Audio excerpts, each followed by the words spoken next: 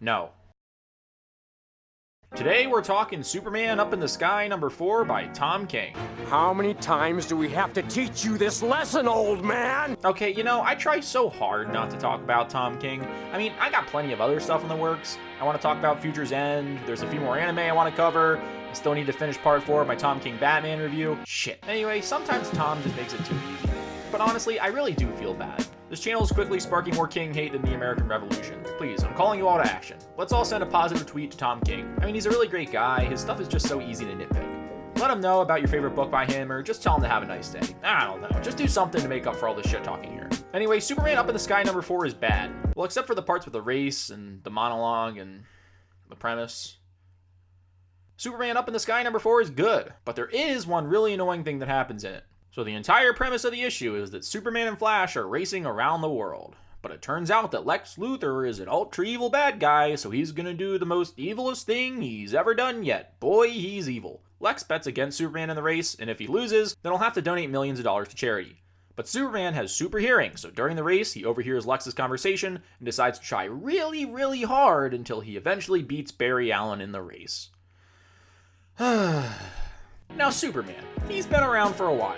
He's been in cartoons, he's been in comics, some Inhuman alien even dresses as him in this really boring movie. And throughout his many years of existence, he's developed a few taglines. Maybe you heard of them. He's more powerful than a locomotive, he's able to jump tall buildings in a single bound, but the one I want to focus on today is that he's as fast as a speeding bullet. Now that's pretty fucking fast. In fact, on average, a speeding bullet travels about 1,700 miles per hour. So yeah, I'd say Superman's a pretty fast dude. But there's also this guy, Barry Allen, the Flash. My name is Barry Allen, and I am the fastest man alive. Thank you, Barry. See what I'm getting at? Now, the Flash is as fast as a speeding bullet. He's even a hell of a lot faster than a speeding bullet. And there's no way he would lose in a race to Superman. Remember that one time the Flash was chasing down the Trickster and some thug shot a bullet at him and Barry was able to catch the bullet? So sure, that makes Barry faster, but he's still in Superman's league at this point. The two both run about as fast as a bullet. Alright. But what about that one time that Flash raced Jay Garrick and went 20 times the speed of sound? And if the speed of sound is 767 miles per hour, then that means Barry was going 15,345 miles per hour compared to Superman's 1,700 miles per hour. But even then, if Barry trips over a rock or stops to fix his bow tie, I mean, he's done. But I need to stress to you how abysmally fucking impossible it is for Superman to beat Barry Allen in a race. Like, how about that time the Flash just beat Superman in a race in Flash Rebirth? Or maybe that one time that apartment burnt down in Central City. So Barry sped over to the library, read hundreds of books on building repairs, and then went and built the entire apartment brand new. He even got the little bear that the girl lost in the fire. There's also that time the Flash just fucking outruns Death. He runs so incredibly fast that Death can't catch up to him, so he instead runs all the way over to behind Darkseid and stands behind him so Death just lines right up and murders Darkseid instead. Or maybe that one time that Flash and Green Lantern were getting chased by homing Black Lantern rings that locked onto their DNA, so Barry ran so fast that he traveled into the future to sever the connection between not only him and the rings, but also went so fast to teleport Green Lantern into the future as well. And on the topic of time travel, Flash runs so fast that he just fucking time travels. Have you ever seen Superman do that? No. But to really put this argument to rest, let's never forget that the Flash said he can perceive events that are less than an attosecond. Now I'm sure you've seen the meme at some point, but here it is. An attosecond is 0.000000000000000000001 seconds long. It is fucking impossible for the human mind to imagine just how fucking short of a time frame that is. 12 attoseconds is the shortest measurable period of time. In a single second, light can circle around the Earth 7.5 times. In a single attosecond, light would barely manage to move from one end of a molecule to the other. If you could perceive the world in that speed, even light would appear just completely frozen to you. 1 attosecond is to a second what the size of an atom is to the size of the entire planet times 100. If you were an immortal living in that time frame, you would live out the entire age of the universe in the time it took a normal person to take a blink. And he said it's less than an attosecond. So there is a 0% chance that Superman ever beats Flash in a race. So how does Superman beat Flash in Superman Up in the Sky #4? He just believes in it really, really hard. The entire issue is told from the perspective of one of the kids in the foster home that gets built from the money that Lex lost after Superman wins the race. And the narration is pretty good, minus a few jarring lines. All right, I'm just curious, did you rehearse that speech in a mirror this morning, or is this all just off the cuff? But overall, I mean, I really do enjoy this issue. The premise is solid, it's a race between Superman and Flash, But the problem is that this issue just ignores all of the continuity between Superman and Flash because, we gotta make Superman look cool because this is a Superman book and he run fast. I think this issue is just representative of a problem not just in comics, but in a lot of recent storytelling, and that's power level inconsistencies. Every single character has certain things they can and can't do. Superman can absolutely decimate Batman in a physical fight. Batman cannot outright punch his way to a victory against Superman, but Batman can outsmart him and get the upper hand that way. And these limitations in power level actually make for more enjoyable battles. If two characters have unlimited power, is it cool to watch? Sure, but it's not as satisfying as two characters with different limitations and weaknesses battling it out. The more limitations a character has in a fight, the more resourceful they have to be during the fight. And as a basic rule of thumb, we really like watching characters who are really smart. This is something that dates all the way back to Shakespeare. And I'm not talking like young Sheldon kind of smart. I'm talking about characters who are clever and able to think on their feet. The easiest limitation to put on a fight is that one guy is clearly more powerful than the other guy. This forces the underdog to use their smarts to win the fight. Take one of my favorite comic book battles, Sinestro vs. Mongol in Blackest Night. Here Mongol is just infinitely more powerful than bony old Sinestro, but because Sinestro always has a backup plan, he deactivates the ring Mongol stole from him and beats him to a pulp. But when there are no limitations in a fight scene, when characters can just beat each other because the plot says they have to, then that's just lazy writing. It removes the opportunity for characters to act in clever or interesting ways. Like Superman can clearly not beat the Flash in a race, but because the plot says he has to, well, then he has to. This robs Superman of solving the situation in an actually intelligent way. Maybe he used those few seconds he had before the race was over to come up with a plan, but instead of overcoming his limitations, Superman wins because he's Superman.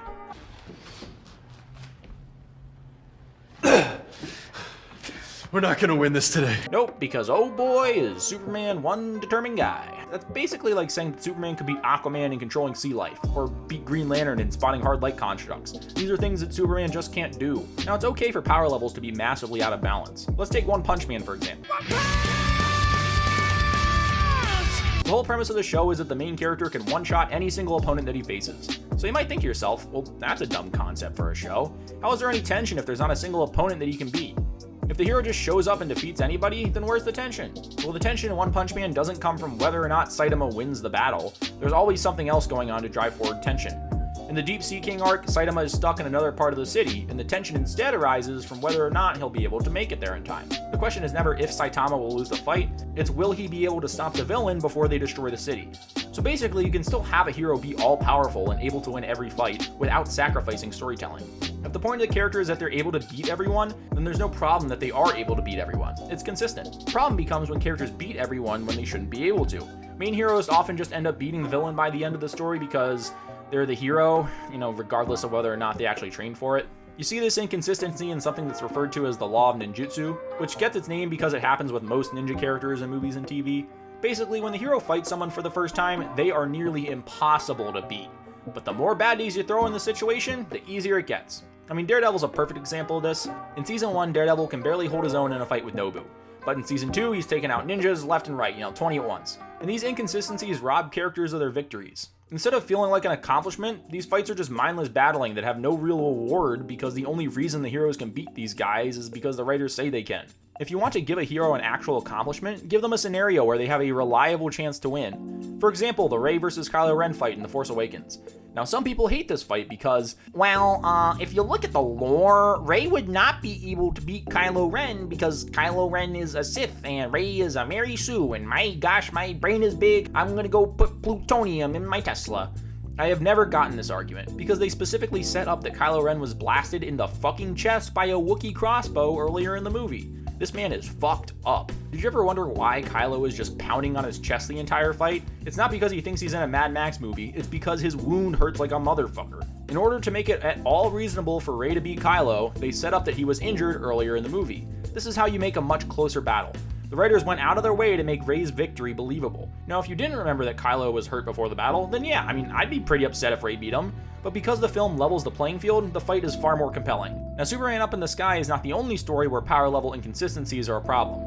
Oh, don't you worry, everyone does this. But it's mostly Tom King, though. Let's start with the most notorious and egregious power mix-up of all time, the Deathstroke fight in Identity Crisis. Now, don't get me wrong, Deathstroke, he's a powerful guy. He's got superhuman strength, speed, stamina. I'd never want to fight the guy. But the fact that he 1v-whatevers the entire Justice League in this fight is a joke. He beats the Flash in a single sword strike. And to quote this stupid-ass book, Slade can't outrun Wally, but he's faster where it counts.